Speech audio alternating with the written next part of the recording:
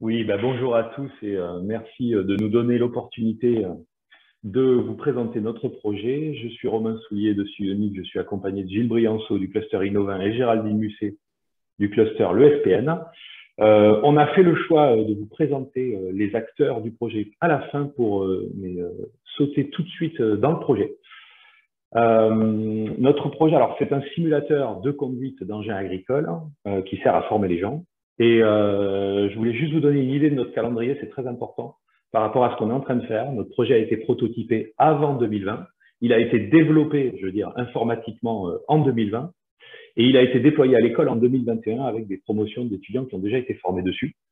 Et maintenant, le projet entre dans sa nouvelle vie qui est le déploiement, la dissémination, la commercialisation. Alors, notre projet, à quoi ça sert un simulateur de conduite d'engins agricoles? Il y a deux objectifs principaux. Le principal, c'est former les tractoristes. Vous savez que le métier d'agriculteur est en plein bouleversement pour plein de raisons. Il s'agit de former les jeunes générations à des nouvelles choses. Il faut adapter notre modèle agricole à plein de nouvelles choses, en particulier le changement climatique.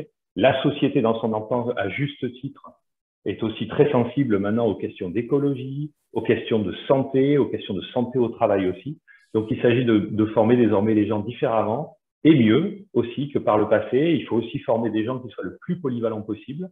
Et donc, nous, notre ambition, c'est de produire des services qui vont permettre de former ces gens, donner des outils aux instructeurs.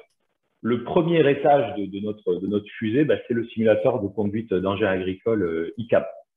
Alors, sur la question de la simulation de conduite, ça c'est très important parce qu'il faut savoir déjà que les lycées sont très différemment dotés en engins pour pouvoir former les gens. Certains ont un tracteur. Dans le meilleur des cas, ils ont peut-être un ou deux engins, mais il y a des lycées aussi qui n'ont ou des centres de formation qui n'ont absolument pas d'engins parce que c'est coûteux.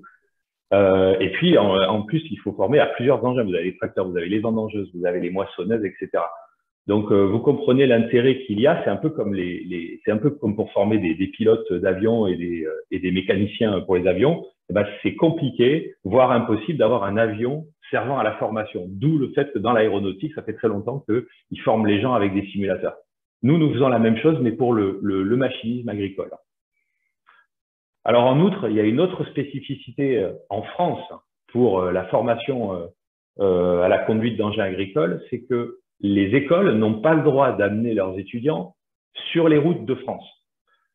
Pour former à l'auto-école, c'est facile, on prend une voiture classique, on met un instructeur dedans, un étudiant, on met un panneau auto-école dessus, et ils peuvent aller se former sur la route, sur les mêmes routes que tout le monde utilise. Ça n'est pas le cas pour la conduite d'engins agricoles. Dans le meilleur des cas, ils ont une petite piste sur lequel ils peuvent mettre une machine et puis chaque étudiant peut passer chacun son tour. Vous comprenez que c'est extrêmement compliqué.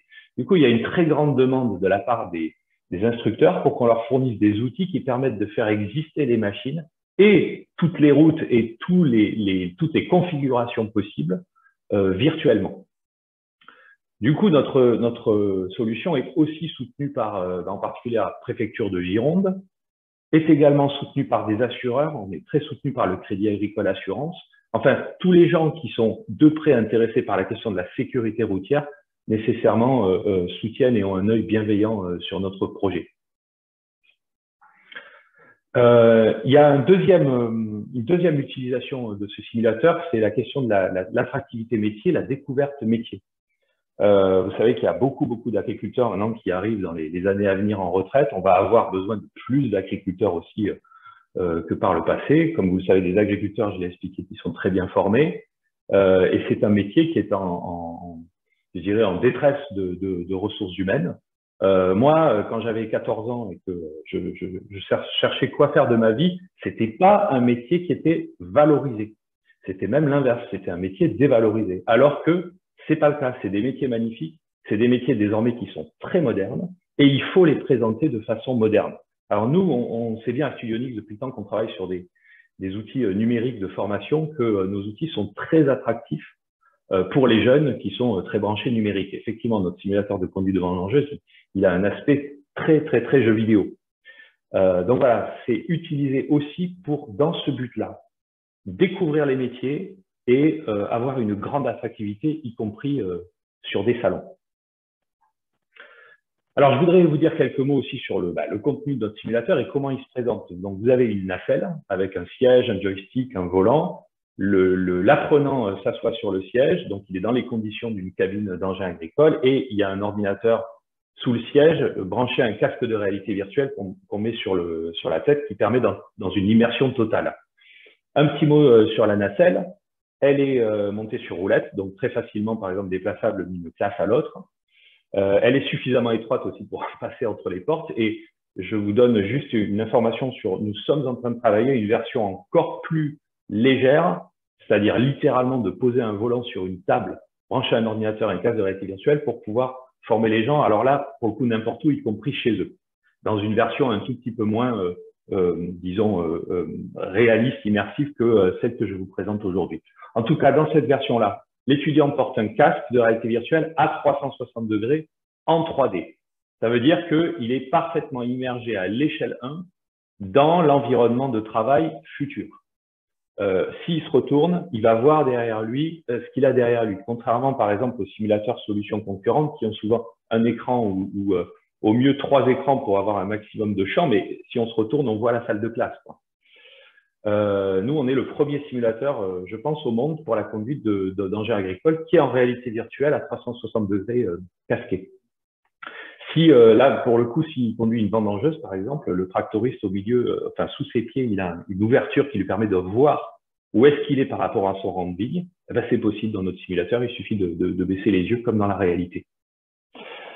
Virtuellement, on peut faire exister toutes les pistes qu'on veut, toutes les routes qu'on veut, toutes les parcelles qu'on veut. On peut aussi former de nuit. Hein, c'est important quand on a un engin agricole qui a des phares énormes et il faut absolument que l'étudiant apprenne à gérer aussi la luminosité qu'il produit. On peut aussi faire exister les intempéries. Alors, notre simulateur, lui, il contient aujourd'hui une dizaine de scénarios avec des exercices, mais il n'est pas terminé. Il contient pas encore tous les scénarios dont les instructeurs rêvent.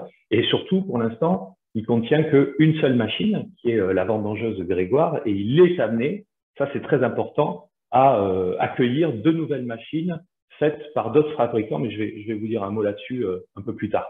Vous voyez aussi sur l'image en bas à gauche que vous avez un déploiement dans une salle de classe. Là, c'est à Libourne. Vous avez une jeune fille au fond qui est en train d'utiliser le simulateur et il y a son ordinateur est branché vers un grand écran retour, ce qui permet d'en faire profiter l'ensemble de la classe et l'instructeur commente en même temps que la personne est en train de se former pour en faire profiter toute la classe. Je voudrais vous dire un mot sur l'écosystème élargi de ICAB, les personnes clés. Bon, ma société Studionic, vous l'avez compris, on est développeur numérique spécialisé dans les outils 3D haute qualité. On fait partie d'un consortium aussi qui a porté le projet ICAB, qui contient une autre société du numérique, Shiny Peaks à Bordeaux, qui contient un lycée agricole Montagne à Libourne, et le fabricant de vendangeuses Grégoire, qui a été très proactif, qui a porté ce projet.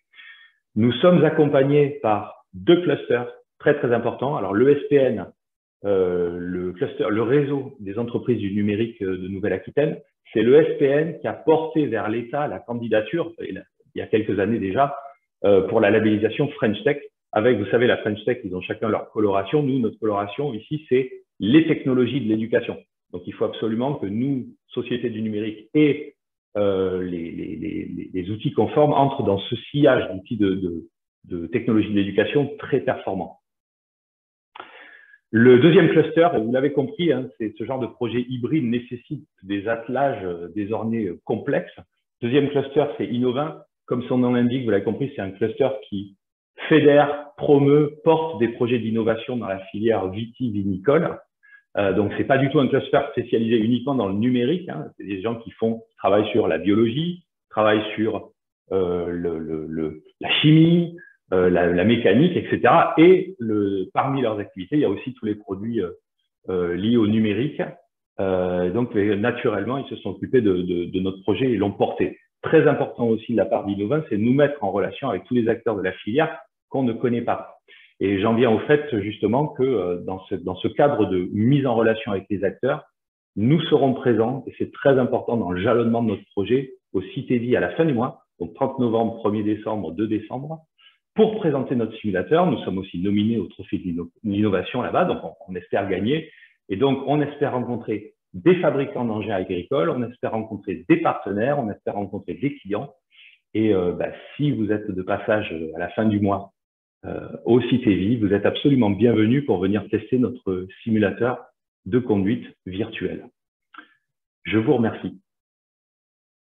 Oui, Gilles Brianceau, donc je suis responsable du cluster Innova. Donc, comme Romain l'a dit, on accompagne les projets d'innovation dans la filière vitivinicole. Projets d'innovation qui ont pour objectif, c'est important de le souligner, de répondre aux enjeux de la filière. Donc, on ne fait pas de l'innovation pour le plaisir d'innover, mais pour évidemment créer des marchés pour les entreprises, mais aussi pour répondre aux besoins de la filière. Et là, on a un projet qui est vraiment au cœur d'enjeux qui sont en plus difficiles à adresser. Quand on parle de recrutement de salariés, quand on parle d'attractivité des métiers, c'est au cœur des enjeux de la filière parce que finalement, quel que soit le métier, mais c'est peut-être particulièrement vrai dans le monde vitivinicole, qui est un monde où on a besoin d'expérience, c'est évidemment les travailleurs, les salariés, les dirigeants qui seront la valeur et la compétitivité des exploitations demain. Donc, c'est un premier enjeu d'arriver à les attirer vers le monde vitivinicole et Romain l'a bien souligné, la difficulté qu'il y a. Un autre enjeu aussi, on y pense moins, mais c'est la difficulté de conduire un certain nombre d'engins en situation et les conséquences que ça peut avoir. Là aussi, c'est des sujets qui ne sont pas forcément médiatisés, mais en termes de sécurité d'une part, mais il y a des accidents tous les ans sur des machines à vendanger, sur des engins agricoles, parce que c'est compliqué à conduire. Et il n'y a pas de permis aujourd'hui pour conduire un tracteur ou un engin agricole. Néanmoins, je vous assure que je ne laisserai pas quelqu'un qui a son permis de conduire et qui n'a jamais conduit une machine à vendanger monter dessus et partir dans les villes. Voilà. Et l'enjeu est aussi, d'ailleurs, on peut dire que manière de conduire une machine à vendanger, la manière de la régler conditionne aussi la qualité de la vendange. Donc voilà, un projet qui est au cœur des enjeux de la filière et un projet aussi qui permet de faire rentrer ces techniques de réalité virtuelle, de réalité augmentée, là on est sur la réalité virtuelle, dans la filière vitivinicole. Et c'est utile, on le voit pour les machines à vendanger, mais ça enclenche, et ça a déjà enclenché d'ores et déjà, des collaborations sur d'autres sujets et d'autres enjeux. Bref, partout où on ne souhaite pas, où on souhaite acquérir de l'expérience avant d'effectuer des opérations sur le terrain, que ce soit pour conduire une machine à vendanger ou pour tailler la vigne ou pour d'autres ou pour de la maintenance, la réalité virtuelle, elle vient là pour entraîner avant d'envoyer les personnes sur le terrain réaliser des opérations qui peuvent avoir des conséquences lourdes. Voilà. Et donc, évidemment, l'idée d'Innova dans cet accompagnement, c'est de pouvoir connecter ces technologies et leurs acteurs, dont Nix est un représentant, avec les acteurs du monde vitivinicole, que ce soit les structures de production, mais aussi les acteurs de la filière, les institutions, pour faire connaître et déployer le procédé. Voilà, pardon, j'étais un peu long. Donc, Géraldine Musset, donc je suis en charge de la transformation numérique au sein du réseau des professionnels du numérique, donc le SPN. Donc, le SPN aujourd'hui a identifié un axe fort qui est celui de la transformation numérique, effectivement, des différents métiers et également des organismes de formation. Et donc, c'est vrai que Stutionix, avec le projet ICAB, répond vraiment à ces enjeux-là.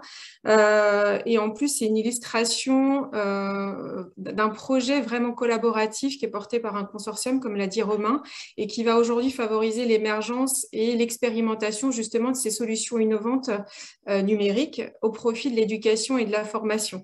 Donc, au-delà, c'est vrai, du bénéfice pour les apprenants, qui sont évidemment réels, on touche effectivement du doigt un sujet de valorisation et d'attractivité des métiers. Et le numérique, aujourd'hui, est une des solutions qui permet d'atteindre cet objectif. Donc, voilà, nous, on est très heureux d'accompagner Nix sur ce projet-là, qui, encore une fois, a beaucoup de facteurs clés de succès pour atteindre voilà, ces objectifs, en tout cas, de diffusion et de promotion de sa solution.